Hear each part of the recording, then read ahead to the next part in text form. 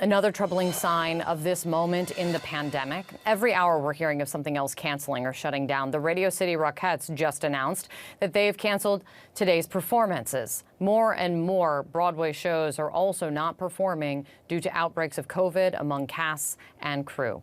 The Metropolitan Opera in New York City announced this week that staff and audience members will soon need to show proof of not just being vaccinated, but a booster shot in order to attend a performance because of all this. Joining me now is Peter Gelb. He's the general manager of the Metropolitan Opera. Thank you so much for being here, Peter.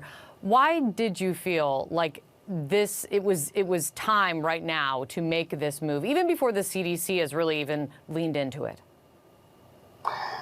Well, you know, the Metropolitan Opera is the one cultural institution in New York that has not canceled a performance yet.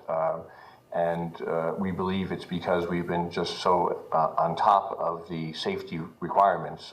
We have up to 3,000 people working inside this building every day, putting on a variety of different operas. And from the very beginning, we had vaccine mandates going back to August when we were reopening.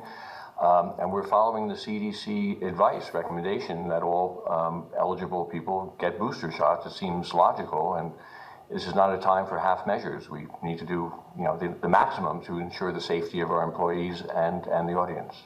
We've seen pushback to requirements for vaccinations all across the country. Have you gotten any pushback or resistance from cast and crew about this move for boosters? You know, surprisingly not. You know, we have, or maybe not surprisingly not, we have 15 unions at the Met. The largest portion of our workforce are union members.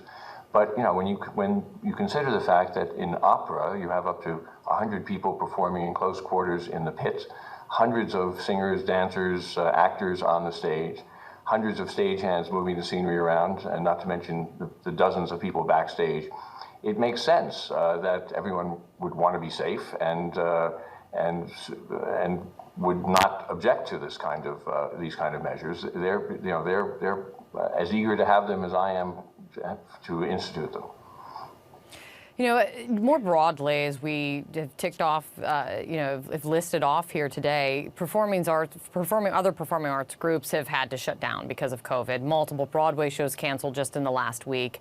What does it mean for the industry to have this happening once again, Peter? Well, it's potentially devastating. I mean, I think it's so important that we all do everything we can to keep a shutdown from happening, which, you know, seems to be looming on the horizon. We don't want that to happen. We want audiences to feel safe so they can go out and you know, culture is a very important part of people's lives.